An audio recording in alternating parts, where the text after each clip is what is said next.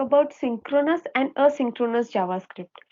So what do we mean by synchronous JavaScript?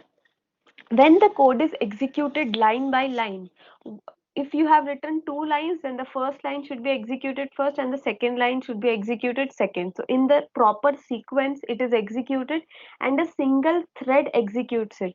Then it is called synchronous code, like synchronous JavaScript.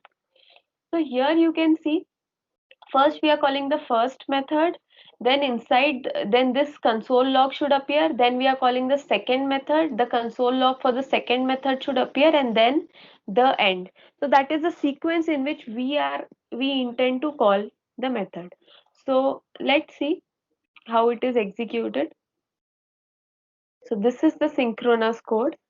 Let me execute. So you can see the first method is executed first, then the second method is executed, and then the end is executed.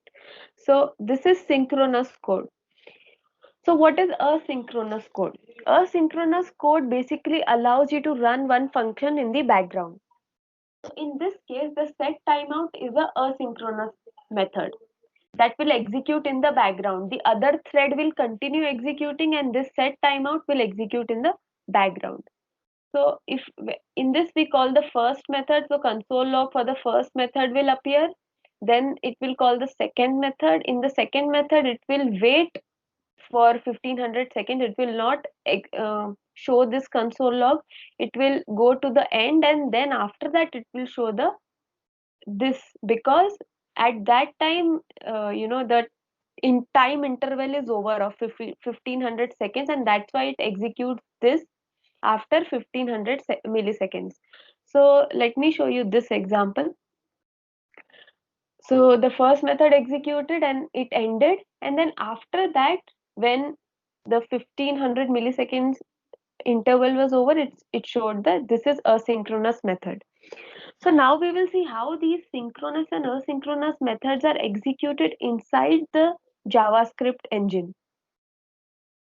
JavaScript engine has many components. We will deep dive into it and understand that how it executes. So let us see an example. So JavaScript engine consists of these items. So this is the call stack or the execution stack. So when suppose we are executing the first function, so when we execute this function, so execution context related to the first method will be added to the call stack. Then we have the message queue. So message queue consists of a list of messages to be processed, one after the other. Then we have the event loop. The event loop is responsible for collecting and processing events.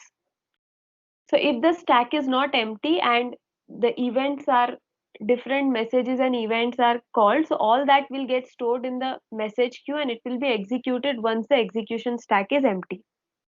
Then we have the web API. So the web API is basically not part of the JavaScript engine, but it is part of the JavaScript runtime. So one example is that we currently saw the timeout. So set timeout is a method of window object. So it is not part of the JavaScript engine, but it is part. So window object is not part of JavaScript, but it is a browser's object. So the request, so this set timeout is called on window object, but the method is called inside of JavaScript, but it is executed in the web API. So now let us see how this will work. So first of all, as we can see, we are calling the first function. So in the call stack, the execution context for the first method is added.